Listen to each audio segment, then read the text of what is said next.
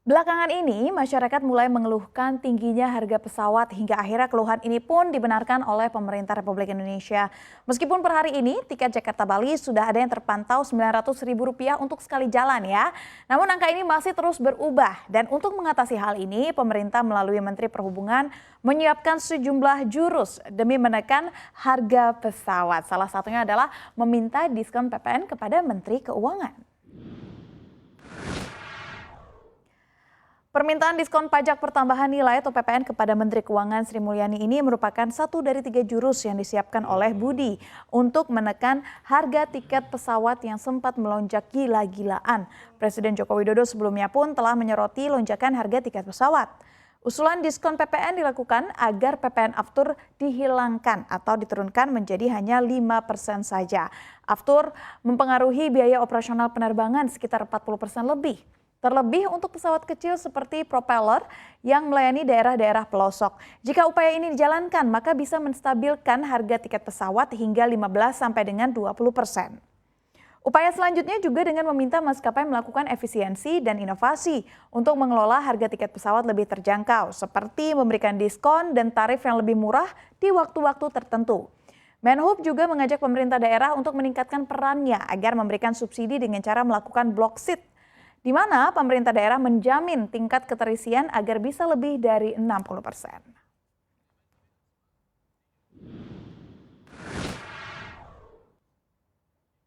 Itu dia tadi berita pertama, sekarang kita masuk ke berita kedua. Aroma pemilu ini sudah bisa tercium ya pemirsa, dan persiapannya juga sudah dilakukan sejumlah partai besar. Baik persiapan untuk mencalonkan diri menjadi presiden hingga kepala daerah.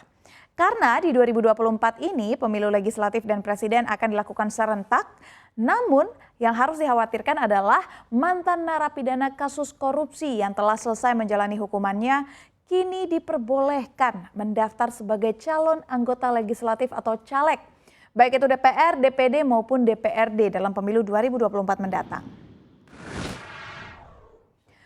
Pernyataan ini tertuang dalam Undang-Undang Nomor 7 Tahun 2017 tentang Pemilihan Umum yang berbunyi tidak ada larangan khusus bagi mantan narapidana kasus korupsi untuk mendaftar sebagai caleg DPR atau DPRD. Tidak pernah dipidana penjara berdasarkan putusan pengadilan yang telah memperoleh kekuatan hukum tetap karena melakukan tindak pidana yang diancam dengan pidana penjara 5 tahun atau lebih, kecuali secara terbuka dan jujur mengemukakan kepada publik bahwa yang bersangkutan adalah mantan terpidana. Kira-kira beginilah bunyi dari pasal 240 ayat 1 dari Undang-Undang Pemilu ini. Dan pada pemilu 2019 lalu, KPU sudah membuat peraturan yang secara gamblang melarang mantan napi korupsi mendaftar sebagai caleg DPR ataupun DPRD serta DPD. Dipastikan KPU juga akan membuat peraturan baru permainan pemilu di tahun 2024 ini. Namun aturan dan syarat yang ditetapkan KPU ini tidak boleh bertentangan dengan UU Pemilu yang memiliki kekuatan hukum tetap. Lantas apakah ini artinya KPU tidak diperbolehkan membuat aturan yang berisi tentang larangan mantan koruptor mendaftar sebagai caleg DPR dan DPRD?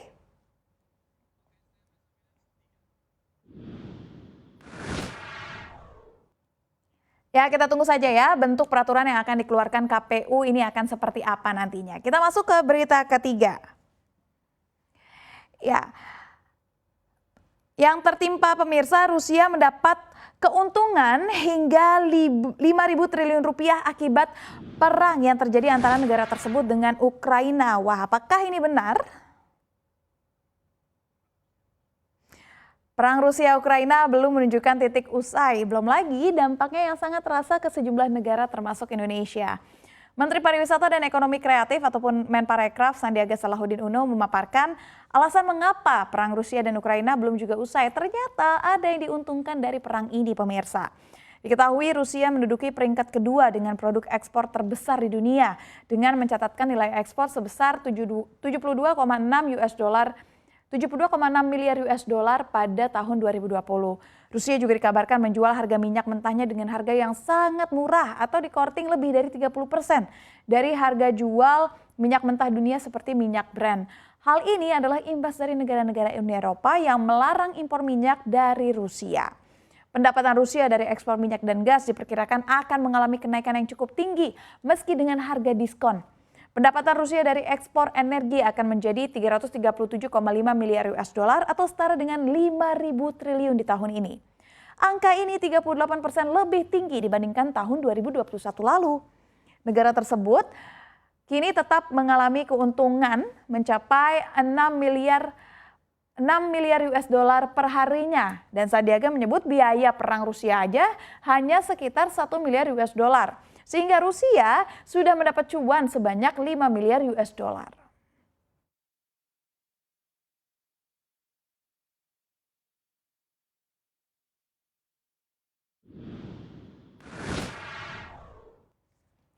Ya, terlepas dari keuntungan yang diraup ya, pasti negara-negara ingin menyuarakan perdamaian. Semoga perdamaian bisa segera terjadi ya pemirsa. Dan next, ini masih terkait perang Rusia dan juga Ukraina.